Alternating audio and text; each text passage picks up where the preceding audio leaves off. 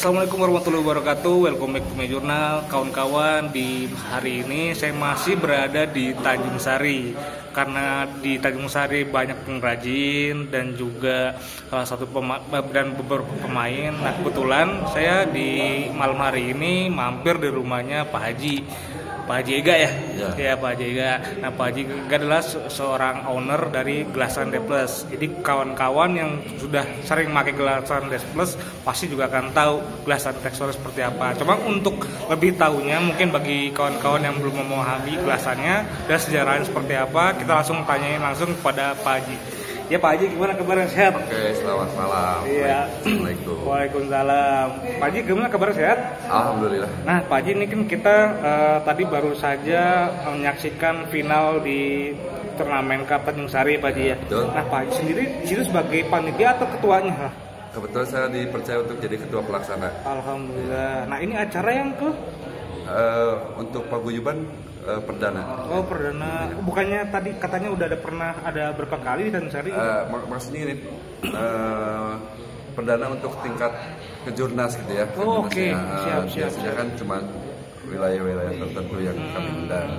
Ya, walaupun ada sedikit masalah, tapi alhamdulillah bisa kelar ya Pak Haji. Nah, langsung terpoin aja Pak Haji.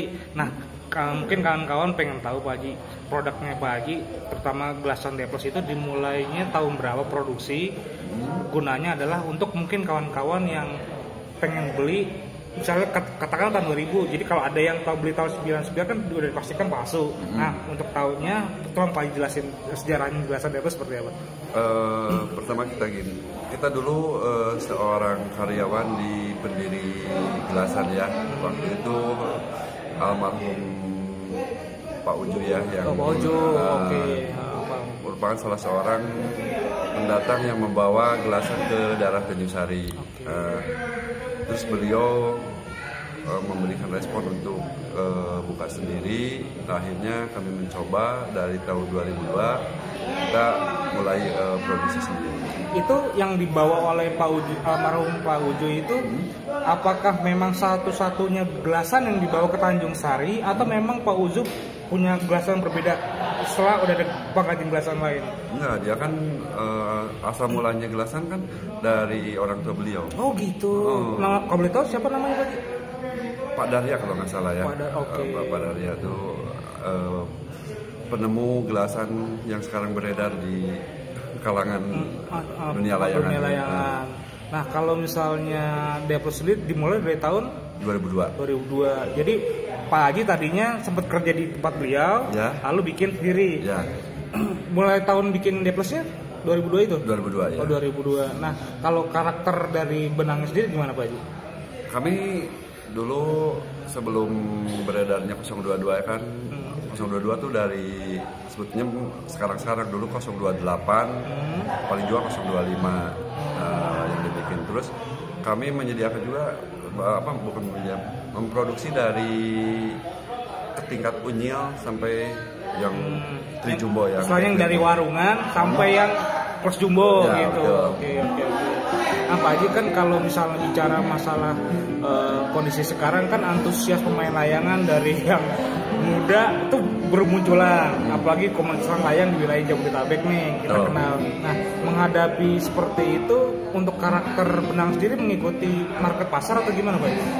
Betul, kita jadi udah tahu persis ya gelasan seperti apa yang diinginkan para pemain. Cuman waktu itu kita pasarnya kan Jawa, target utamanya dulu Deples itu di Jawa. Jawa Barat atau Jawa Timur? Jawa Tengah, Jawa Timur ya, Pulau Jawa.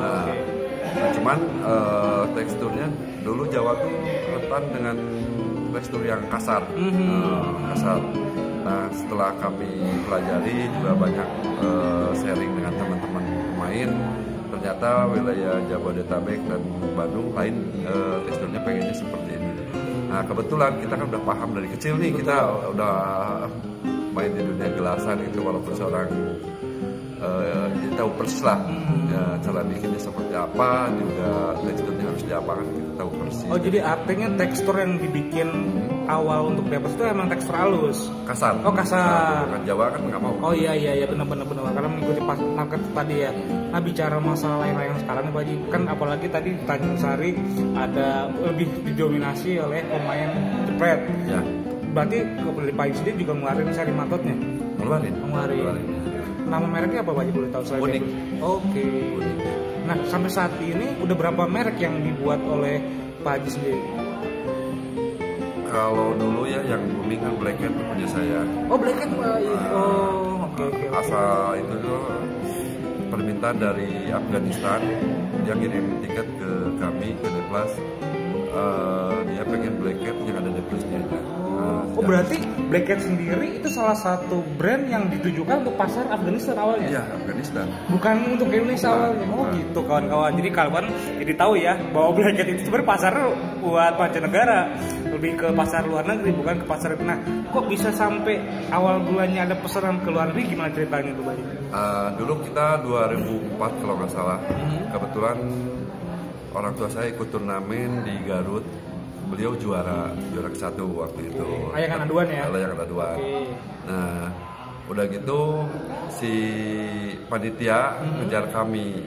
Lalu kami kerjasama sampai sekarang nggak pernah putus nih, alhamdulillah ya. Beliau yang punya pabrik benang di sana, PDHD namanya. Oh, PDHD, iya pernah dengar. Iya. Karena permintaan dari Pakistan tuh larinya ke Garut. Lalu ya alhamdulillah rezeki saya pas yang dipilih produk saya gitu. Lalu beliau menyuruh langsung ke Tanjung Sari, si Mr. Pakistan itu nyuruh ke Tanjung Sari yang dicari saya. Lalu dia ngirim label. Sampai sekarang itu berlangsung? Kalau dari 2014 belum ada lagi. Oh, belum ada lagi. Kan kalau Jawa Barat sendiri kan Pak Haji kan lebih cenderung dengan komersial. Kenapa Pak Haji langsung nyasarnya ke langsung Pulau Jawa aja? Nggak ke, maksudnya lebih dominan Jawa Barat gitu.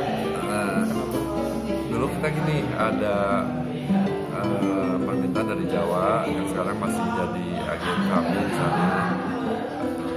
Produksi kami itu untuk nutup Jawa, ke agen kami yang di Jawa juga kewalahan. Oh gitu? Ya, jadi nggak bisa, bukan nggak bisa ya, nggak masukin percuma gitu, karena barang selalu kurang. Oh, tapi memang pada waktu itu dibikin dengan tekstur kasar, waktu itu udah zaman suku ya Pak?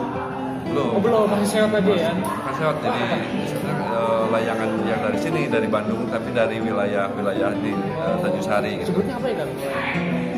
Layangannya sih apa Jabru? Oh Jabru. Oke. Jabru cuman kan keras, jadi mintanya yang kasar. Nah, mengenai market sendiri kan kalau saya lihat di masa pandemi corona ini di satu sisi sangat menguntungkan bagi pengrajin. Betul. Nah, terus di satu sisi ada banyak market, kadang muncul pedagang-pedagang nakal. Sekarang coba Kang Haji kasih tahu mungkin ke viewer saya ciri khas originalnya Depes itu apa sih? Secara fisik aja. Secara menurut Pak Haji ya, yang Pak Haji paham. Tekstur saya tuh yang apa ya? Yang kasar ya. Okay. Yang kasar. Yang Depes ya, bicara Depes ya. Oke. Terus yang kedua kita nyediain dari kecil sampai besar aja gitu. Dari logo mungkin kan? Dari logo kita punya logo pokoknya yang ada Deplas gitu. Oke. Nah Kang, bicara waktu itu masalah pemasaran kan waktu itu Kang sempat terjun langsung ke almarhum. Awal mula masarkan gimana tuh Kang? Aduh ceritanya nih jadi sedih ya kira. Iya nggak apa-apa. Mungkin juga pengen tahu. Saya sempat jadi seorang yang berkelana gitu ya, cari pasar. Dulu pertama kita ibaratnya salesman lah ya mungkin.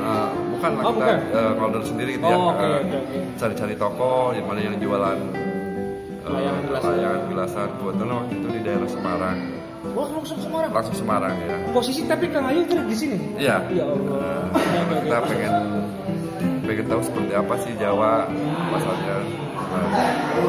Ceritanya yang paling saya teringat nih sampai sekarang, Saya pernah tidur di pos pasar di Pasar Johar. Di pos Pasar Johar. Saya ngirim waktu itu cuma beberapa pak ya. Bawanya pakai apa, Pak? Pakai bis di sendiri. Udah gitu saya tidur di pos pasar. Kira-kira tengah malam ada yang nemenin. Yang nemenin siapa? Ya pas pagi-pagi saya mau sarapan, tapi warung-warung sana tuh nolak. Saya pikir kenapa nolak? Sampai dikiranya temennya dia. Saya sampai tidur sama orang gila waktu itu. Keren deh pengalaman itu. Tapi saya nggak bisa lupain tuh. Saya tidur sama orang gila di sana di pos pasar Johar di Semarang. Sampai terjual barang pertama itu gimana di pasar itu ceritanya? Karena pasar juga kebetulan butuh nemuin orang yang pas. Itu pasarnya pasar tradisional. Iya. Pasar Johar itu ya. Pasar Johar. Itu menjadi saksi bisu di mana perjuangan Kang Haji memasarkan produk gelasan. Iya. Sekarang tapi kok udah petik ya Pak Haji. Alhamdulillah.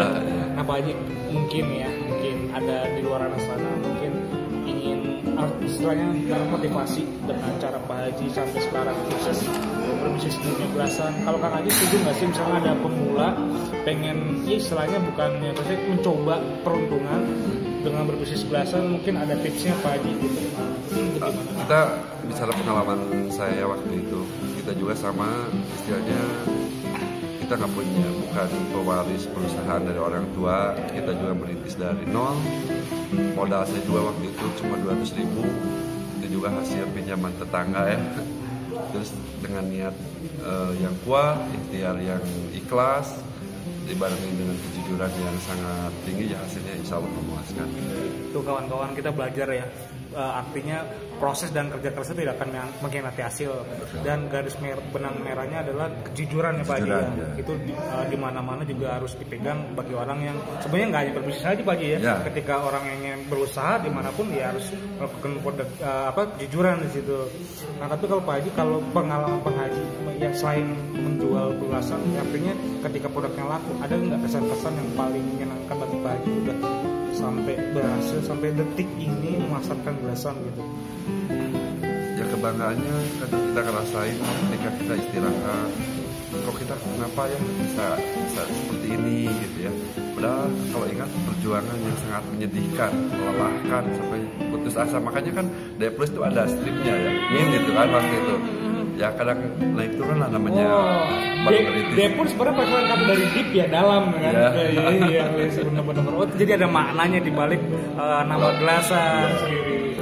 Nah, terus Kang Haji, kalau bicara masalah ke depan nih, Kang Haji sampai sekarang itu termotivasi bisnis di gelasan, ada nggak sih rasa lelah atau motivasinya apalah, kan banyak kan kalau di luar sana apalagi di kota-kota besar ya, ngapain sih jualan layangan, apaan sih untungnya gitu. Nah buat Pak Haji sendiri gimana hal itu, menyikapi hal itu? Kalau kita gini ya, berpikirnya waktu itu kan layangan tuh jadi permainan di seluruh kota ya, walaupun sebagian kecil penghobinya kan waktu itu kan belum terlalu. Kenapa enggak kita memanfaatkan celah yang sedikit menjadi besar? Alhamdulillah kan sekarang mungkin para penghobi layangan semakin meningkat. Jadi kami berangkat dari dasar itu, dan alhamdulillah Pak Uju juga mengajarkan kenapa tidak selama halal kita ambil. Dan memang Pak Haji juga belajar dari segi rendah hatinya seorang almarhum. Ya betul. Hal apa yang bisa dipetik dari seorang almarhum terhadap Pak Haji? Beliau mengajarkan gini, pekerjaan tuh urus katanya. Jangan mentang-mentang kamu udah maju lalu kamu seenaknya aja percayain yang kerja, sementara yang kerja kan belum tentu pengetahuannya sehebat kamu. Betul. Jadi intinya kita harus benar-benar sungguh-sungguh lah untuk mengurus pekerjaan. Nah kalau Pak Haji ini bikin rumah tahun berapa nih Pak Haji? Ini ya bukan sombong ya. Rumah saya sih sebetulnya di sana termasuk gudang ya, di wilayah sana. Di sini baru 2 tahun ini. Rumah sama saya yang itu di sana. Karena permintaan istri saya pengen dekat sama mamanya, ya kita bikin lagi di sini. Oh, wow. Kawan-kawan saya jujur ini sembari wawancara Pak Haji merinding loh.